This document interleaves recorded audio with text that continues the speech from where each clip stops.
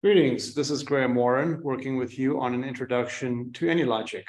The idea here is to develop a model from scratch with you so that you can witness the dragging and dropping of the blocks to create the model.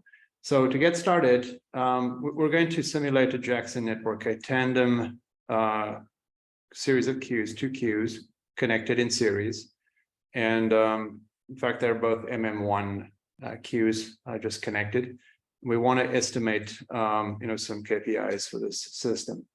I'm going to just start by getting us a new model. So let's click on that, and I'm going to just call it, let's say, demo.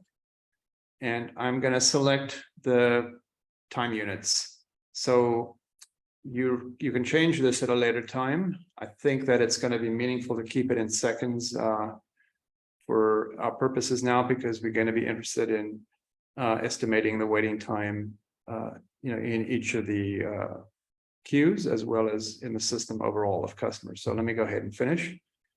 And what you'll see is that it's creating this model, and we're going to be able to see it in our so-called project panel. This is the project panel here. And there is demo, and you'll see that there's this canvas that we're going to be working on, which is called main. There's also a simulation main, which allows you to control various elements of a model and of the experimentation associated with it. There's also a run configuration. So these are things that allow us to basically manipulate the model once we're done. And then there's a database. We'll not look at that. This panel on the right basically is your properties. There's a toolbar up here.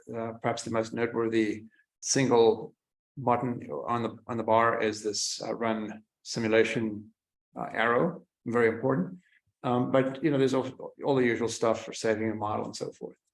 Another important palette or panel here is the palette panel. We're going to be building a process model, also known as a discrete event model. And so we're going to make particular use of this particular option in the palette panel. There are others here for agent-based modeling, systems dynamics. You can see that there's some stuff here to create agents, also do some analytics. But for our purpose, this very simple model we're going to kick off with is all we need is really the process modeling palette plus some analytics. Okay, so what I want to do is I want to simulate this tandem connected queues. I'm going to use a source block to create the customers in our network. And I'm going to call this, so you can go ahead and once you've got a block on the canvas, you can go ahead and edit it. So I'm just going to call this customers arrive. And we can specify, in this particular case, the rate at which they arrive. Now, the convention in AnyLogic is that if you leave it at rate, then you're assuming that arrivals occur according to a Poisson process. You do have options here of specifying an inter-arrival time distribution. You could also appeal to a database or an arrival schedule or a rate schedule. A lot of relatively sophisticated options that we're not going to be needing here. So right now, I've got folks arriving in a Poisson process at the rate of 10 per minute.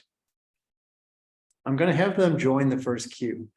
You see, if you take care here, you get these things to connect right out of the gate, and then you can drag it without. So if you drag it, and if you put it too far from the source originally, then it's not going to connect them. You can always connect them manually later, but I'm trying to just save myself a little bit of work here. So I'm going to call this Q1, and you can adjust the capacity, which I'm not going to do. But what I am going to do is, actually, I don't need to do anything more with this one. Just there's some of these blocks. Yeah, there it is. I need a force statistics collection. So I'm going to go ahead and do that. Now, there are usually multiple ways of doing things in AnyLogic. This particular model that I'm creating for you is sort of first principles.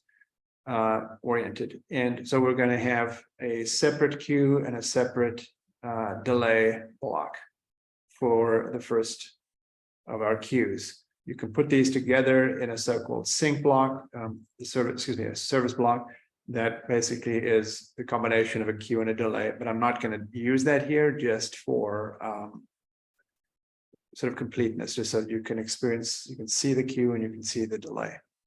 Right, so I'm going to change this to an exponential distribution.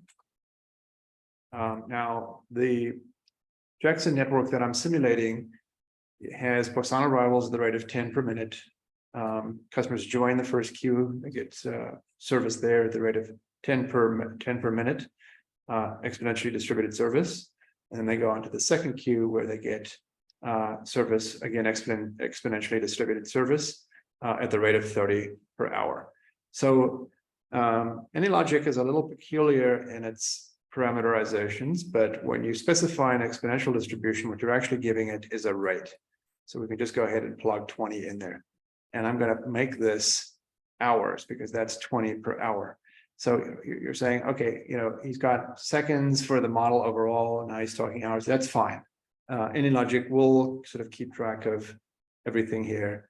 And I think I may need to go back and tweak this one to be hours as well, because we've got arrivals at the rate of 10 per hour, service at the rate of 20 per hour. But ultimately what I want to do is I want to get my waiting times in seconds. Right now, I'm going to just sort of connect that a little bit more tightly, because I want to get a couple of timers in here. I'm going to drag this one a little bit to the left. So after it gets processed at the first delay, let's just make that a cap D and a 1 here. They're going to go into the second queue. So I'm going to put that in there. Once it's in, I'm going to drag it out a little bit because I need to put a timer in there and make it Q2. I want a force collection there as well, and a delay, which we'll call delay 2.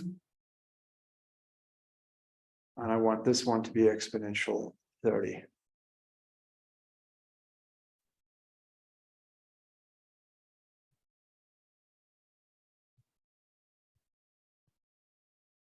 And we're going to make this hours as well. Okay, force collection on that. And then finally, I want to make these customers disappear, and we do that using a sync block. So first, just make sure it connects, and then drag it out. So this is where the customers exit. Don't need to worry about that too much. Right, now I'm going to get some timers going, and I'm going to measure the time in the system overall. Timers work with a pair of time measure start and time measure end. So let's measure the time in the first queue. So there's the start. I'm going to change that to just say time 1 start, just to keep it short. And then I've got an associated time measure end that's going to sit in here. I'm going to call that time 1 end. Now I need to specify which time, where the stopwatch starts, and it starts with time first. So I'm going to just connect these two together by specifying where the timer starts for the time 1 end block. Same thing, but I'm going to do the same thing, but I'm going to now measure the time from customers arriving to where they finally leave the system. Same idea though. I could put one in to measure, a pair of timers to measure time in the second queue. I'm going to avoid that just to avoid clutter. So there's the second timer. I want to just make sure these things are a little easier to consume, shorter names to start. And I hope that's going to be legible there. Maybe not. So let's try that. Time to start. Did I do the wrong one? I did. This should be time to end. And this one here is the time to start.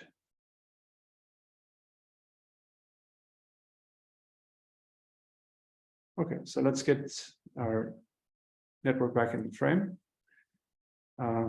Maybe make this a little bit smaller. No, I can't. Okay, so I'm going to slide this over just a tad.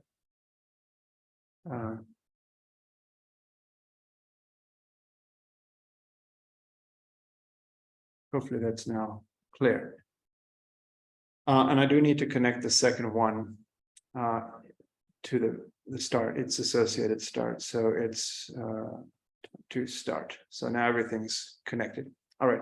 So, when you're building models like this, I probably should have run the model before putting in the timers, because you don't want to do too much before you start debugging. So I'm going to run it now to see what happens. And if it creates an error, totally expected. Okay, so I'm going to say proceed, and it'll try and launch it, but it's going to give me errors here.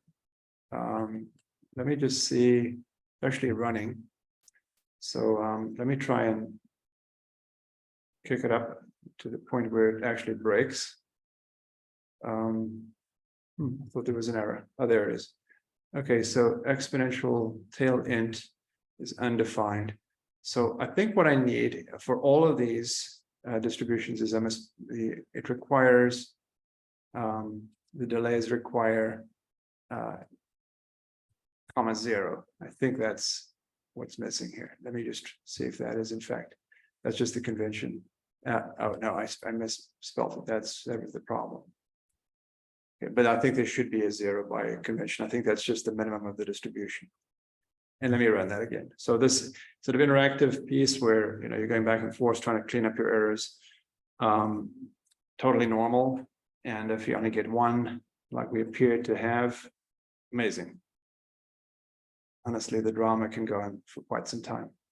All right, now we don't really know what's going on here. We can see that some agents, customers are being created. They finally go to sync here, go to exit, and they sort of seem to be running through the system. But we can't really get good statistics for this system at this time. So that's going to be something we're going to pick up in the next clip.